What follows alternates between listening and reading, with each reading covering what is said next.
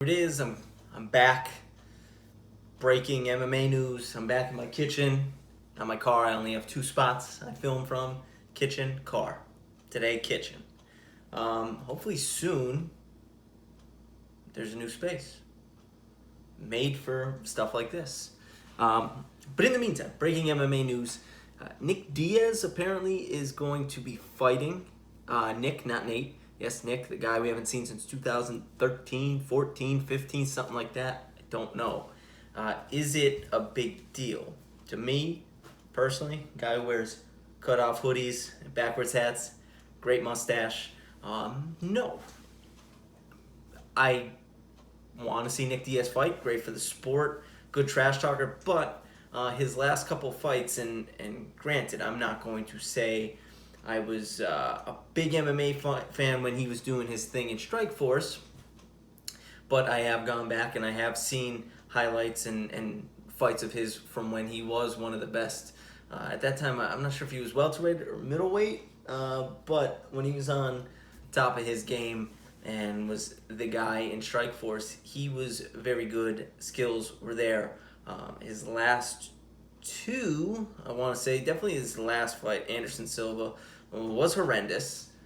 Both ways, not just him. Terrible. That was in 2015. I'm pretty sure, if my memory serves me correctly, they were the co-main event to John Jones, Daniel Cormier 1. It was like UFC 180 something.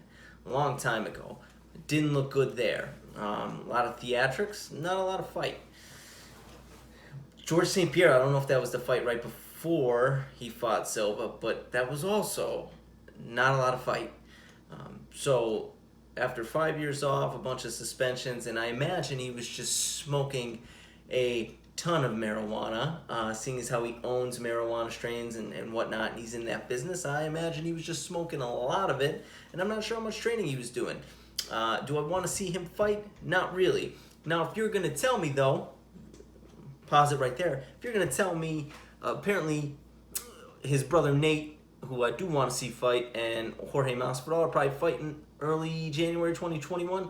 Now, if you're going to tell me that Nick Diaz is co-main eventing that, I will gladly watch him fight.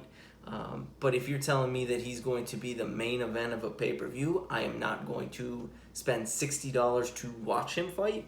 But if you put him on the co-main of his brother and Masvidal's rematch, I could get on board with that. Not really sure who he's going to fight. Apparently he wants, one of the top guys at welterweight. Leon Edwards is out there. I don't want to see that. Leon Edwards is probably going to mess him up.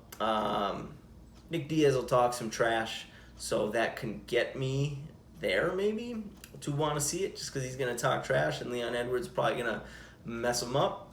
So I might want to watch that.